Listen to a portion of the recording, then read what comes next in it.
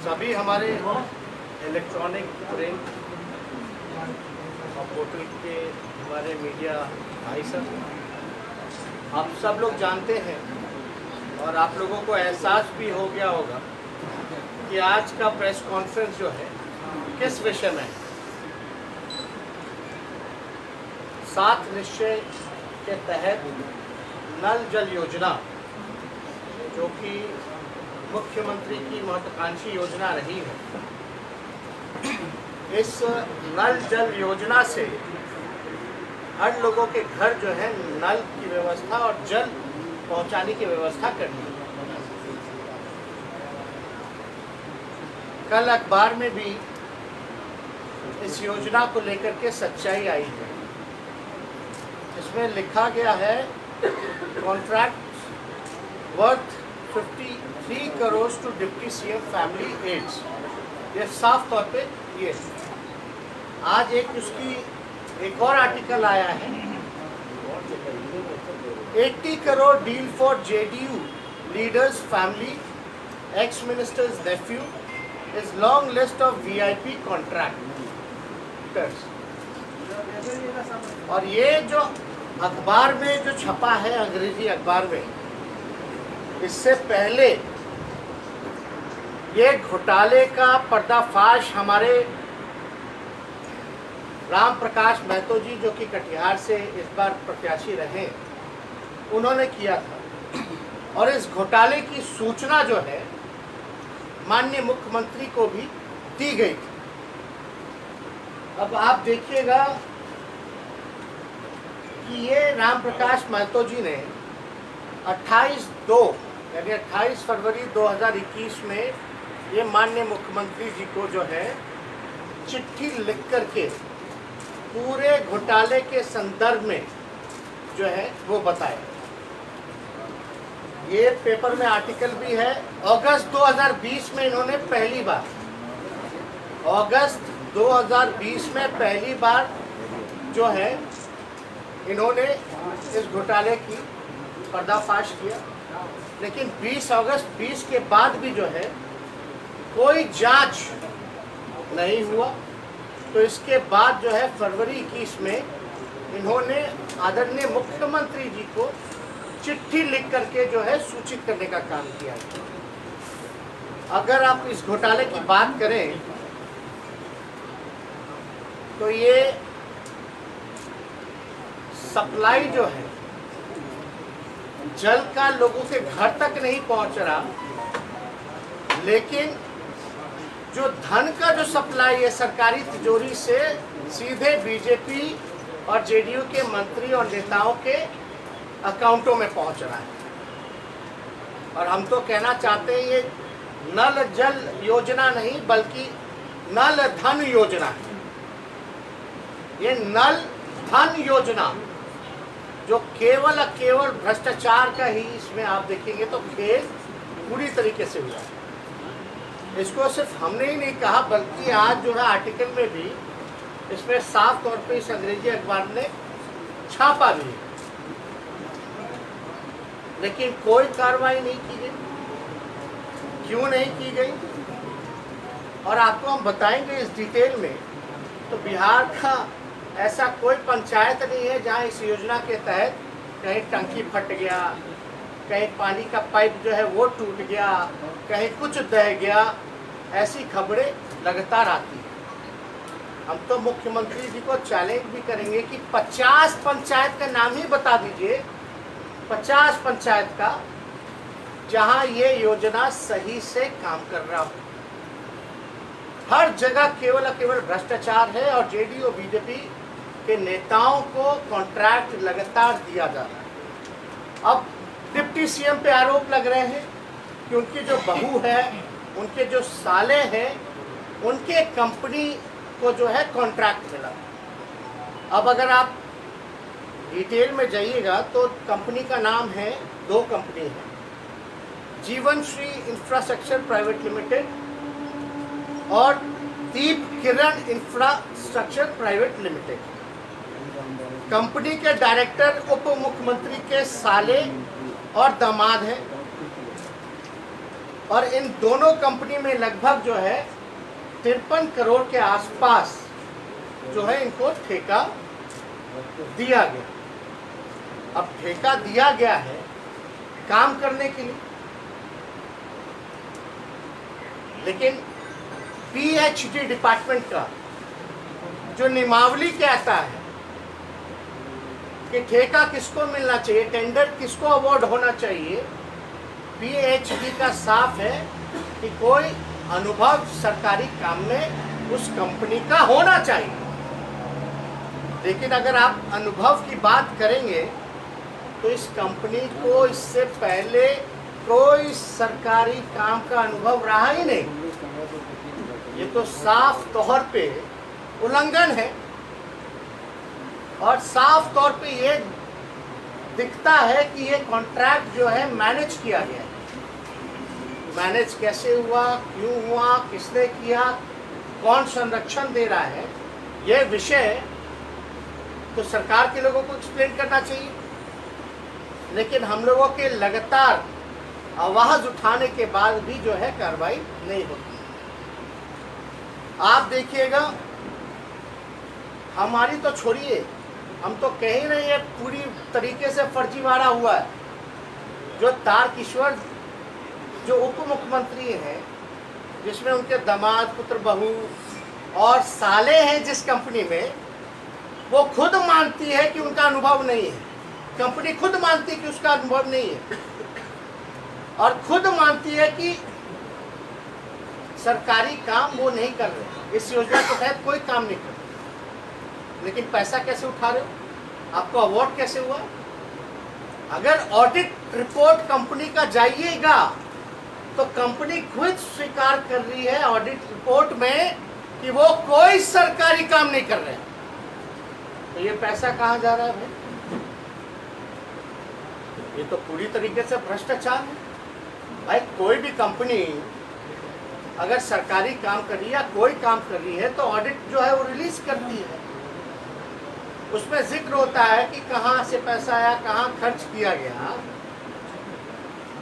तो इसमें तो वो बता ही नहीं रहे कि भाई कोई सरकारी काम का अनुभव रहा है उनका, खुद स्वीकार कर रहे।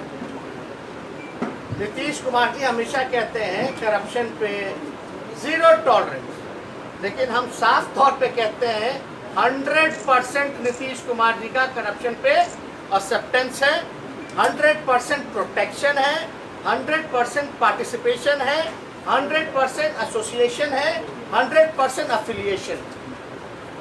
ये भ्रष्टाचार को लेकर। और मुख्यमंत्री जी जब हम ये बात कह रहे हैं 100% एक्सेप्टेंस है, प्रोटेक्शन है, एफिलिएशन है, ये बात सबूत इस घोटाला जो है ये पेश करता है।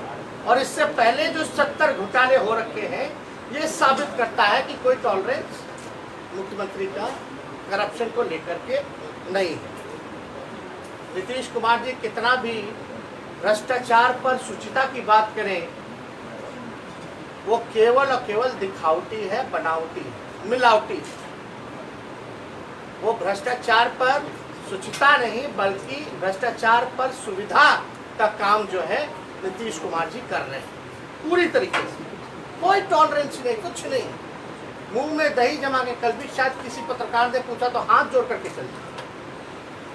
बताइए, ये स्थिति जो है बनी हुई है।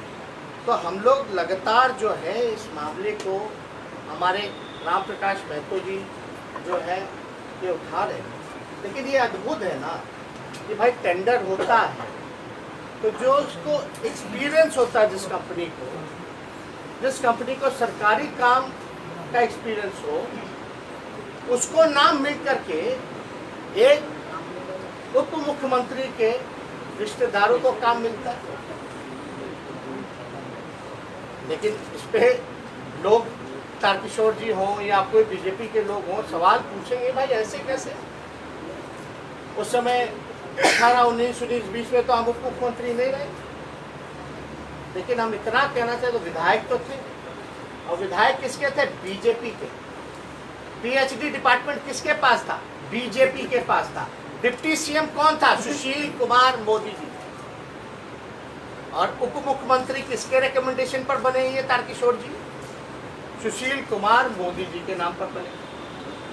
तो भैया क्या सुशील कुमार मोदी और नीतीश कुमार जी भी इसके भागीदार हैं?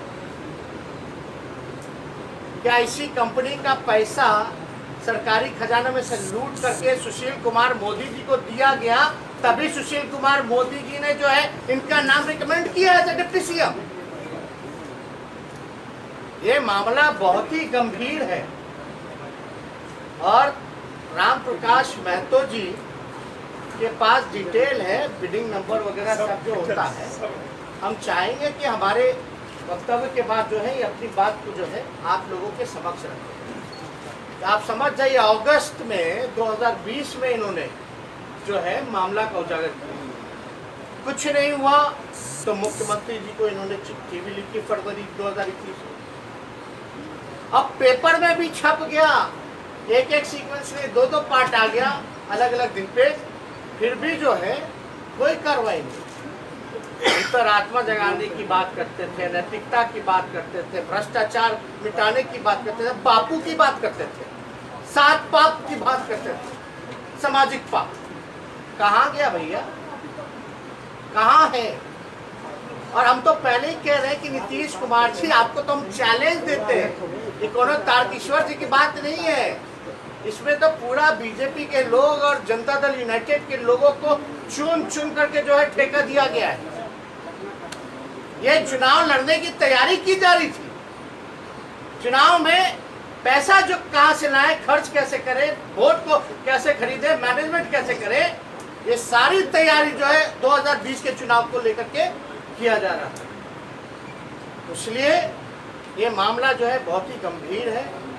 नीतीश कुमार जी की अंतरात्मा हम पहले ही कह चुके हैं कि बंगाल के खाड़ी में डूब पड़ी है और उनकी कोई हैसियत नहीं रह गई कि बीजेपी के मंत्री पर कार्रवाई कर सके। हालांकि सुचिता की बात करते तो 70 घोटाले हो गए, ये घोटाला हो गया, आपको तो स्वयं इस्तीफा दे देना चाहिए था अंतरात्मा और नैतिकता के सवाल पे कि आपके रहते हुए कैसे हो गए। आपने तब भी कुछ नहीं कहा था जब बीजेपी के एमएलए ने ये कहा था कि बीजेपी के मंत्री जो है बिना पैसे लिए हुए ट्रांसफर पोस्टिंग नहीं करते, तब भी आपने कुछ नहीं कहा, तब भी आपने जो है कोई कार्रवाई नहीं की। आपके जेडीयू के मंत्री ने यह भी कहा था कि मुख्यमंत्री के आसपास रहने वाले जितने अधिकारी हैं, मुख्यमंत्री के प्रधान सचिव हैं, उनका संपत्ति की जांच कराई जाए, फिर भी मुख्यमंत्री जो है खामोश रहे, कोई कार्रवाई मुख्यमंत्री ने नहीं की। ना किसी को बचाते हैं ना किसी को फंसाते हैं। हम तो पाताल से भी अपराधी को ढूंढ के निकालते हैं। क्या बात है, ये जुमला पार्टी और इतना बड़े झूठे मुख्यमंत्री पूरे देश ने आज तक जो है नहीं देखा हो। एक तो झूठे, एक तो बढ़ावा देने वाले करप्शन भ्रष्टाचार को, और ऊपर से जो है आप देखिएगा मुख्यमंत्री इतने डरपोक और कमजोर।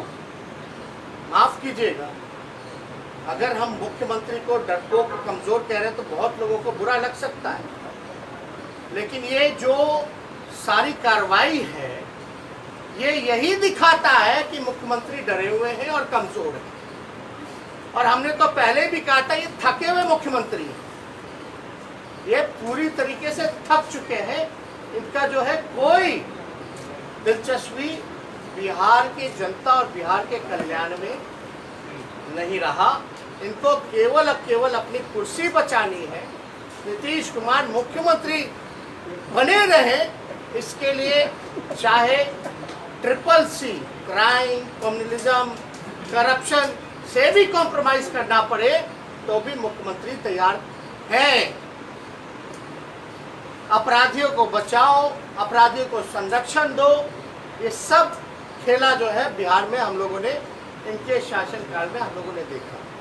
तो हम ज़्यादा कुछ नहीं कहेंगे, हम चाहेंगे कि राम प्रकाश महतो जी इस पे जो है कुछ बात कहें और उसके बाद आप लोगों के सवाल को हम लेने का काम करें। हम पिछले हमारा ये मानना है, माननीय नेता प्रतिपक्ष ने स्पष्ट रूप से कहा है, आपको मेरे लिए रहने की नहीं बचा है, लेकिन हम इतना आपको दावे के साथ कह सकते हैं कि जिस स्टैंडर्ड बिड डॉक्यूमेंट को हमने डिस्क्लोज किया, इसका जो खुलासा किया 13 अगस्त 2020 को, इसी 3 नाम से है। माननीय तारकिशोर प्रसाद उप मुख्यमंत्री के पुत्र वधू पूजा कुमारी का नाम यहाँ अंकित है। आप चाहे तो इसका स्टैंडर्ड बिड नंबर नोट कर सकते हैं। ये स्टैंडर्ड बिड डॉक्यूमेंट है 479/1920 कटिहार प्रखंड भवारा पंचायत पूजा कुमारी के नाम से है, जो तारकिशोर प्रसाद के प्रथम पुत्र की पत्नी है, पुत्र वधू है, उसके नाम से है। और तारकिशोर प्रसाद का जो मिर्चाईवाड़ी गेरावाड़ी रोड में जो एड्रेस है, उस बीडिंग डॉक्यूमेंट में उसका वही एड्रेस है जो एड्रेस माननीय। लेकिन अगर एक चीज और देखिएगा, कंपनी जिस एड्रेस पे रजिस्टर है, अगर उस पर आप जाते हैं तो आपको कोई कंपनी का साइन बोर्ड जो है वो नजर नहीं आएगा, कोई साइन बोर्ड कंपनी का नजर नहीं आएगा। ये साफ तौर पर उल्लंघन 36 पूरी तरीके से फर्जीवाड़ा है। माननीय नेता 36 इसमें बीडिंग डॉक्यूमेंट का नंबर है। और आज नया जो कार्यपालक अभियंता 1 महीना पहले पीएचडी कटिहार में, पहले सुबोध शंकर थे और अभी नबी हसन है, आज उनका अखबार में स्वीकारोक्ति बयान आया है कि 3 नाम से जो है जीवन सीरीज इंफ्रास्ट्रक्चर प्राइवेट लिमिटेड, दीप किरण, यही प्रदीप की पत्नी का नाम है किरण, प्रदीप भगत जो साला है उसकी पत्नी का नाम किरण है, दीप किरण इंफ्रास्ट्रक्चर प्राइवेट लिमिटेड, दोनों पटना के एड्रेस में है।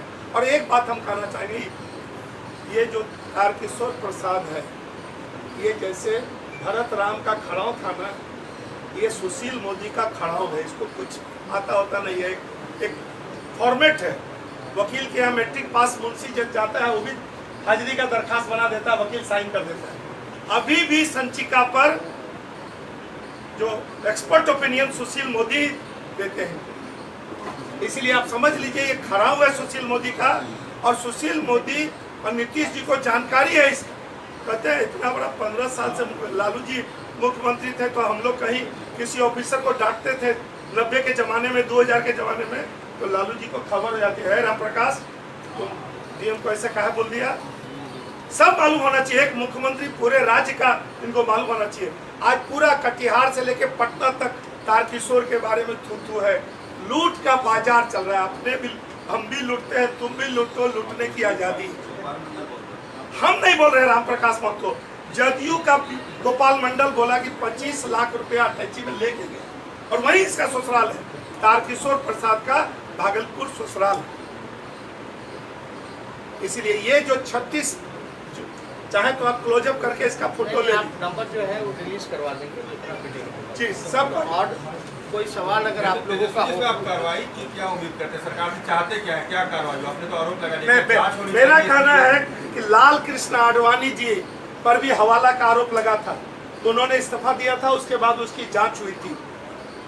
जांच करा लिया जाए, दूध का दूध पानी का पानी हो जाएगा कि इसमें तारकिशोर प्रसाद पेट्रोनाइज है कि नहीं, इसने संरक्षण दिया कि नहीं। आप देखिए ना, कल उप मुख्यमंत्री जी से इस्तीफा लीजिए, जांच करा लीजिए। उप मुख्यमंत्री जी से जब सवाल पूछा गया इसको लेकर के, तो बड़े अच्छे ढंग से उन्होंने कहा कि बिजनेस करना गुनाह नहीं है। हमारा ये आरोप है, हम मानते हैं बिजनेस करना कोई बुरा काम नहीं है, अच्छी बात है, बिजनेस कर रहे हैं, लेकिन इन लोगों का बिजनेस ही भ्रष्टाचार करना है। Their business is to do corruption. This all evidence shows that only. सारे डॉक्यूमेंट, सारे प्रोसीजर पीएच डिपार्टमेंट के प्रोटोकॉल को तोड़ा गया। ये बिजनेस नहीं है, ये भ्रष्टाचार है। They did it.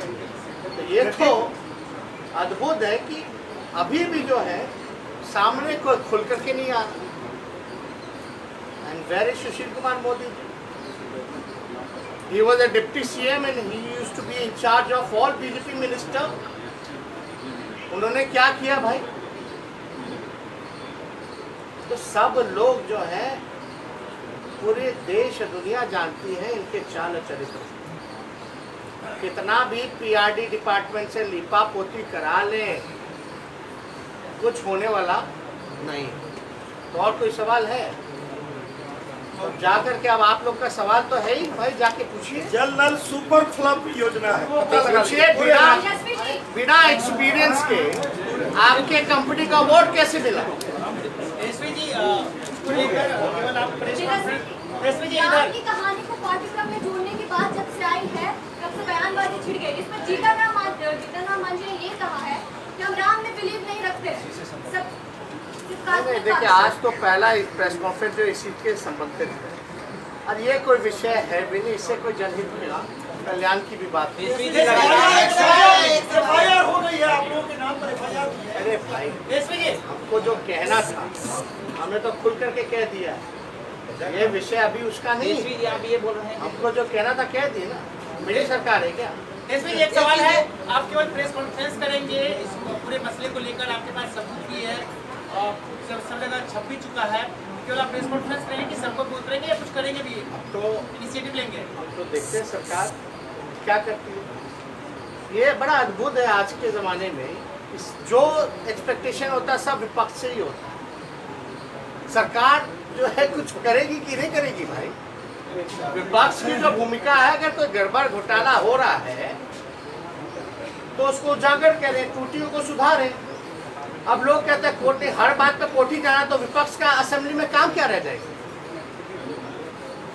विपक्ष का विधानसभा में या पार्लियामेंट में क्या काम रह जाएगा भाई?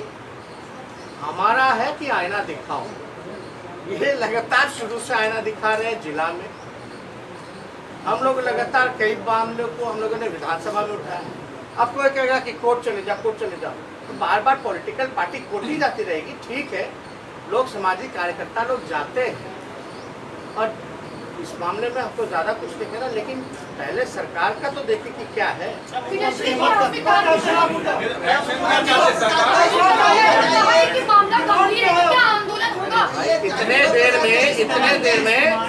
इतने देर में गैर बीजेपी और गैर बीजेपी एनडीए पार्टी का कोई होता तो अब तक ईडी और सीबीआई इनकम टैक्स पहुंच गई होती। आंदोलन होगा सर इस पे। आर्टिकल छपा नहीं कि ईडी सीबीआई पहुंची होती।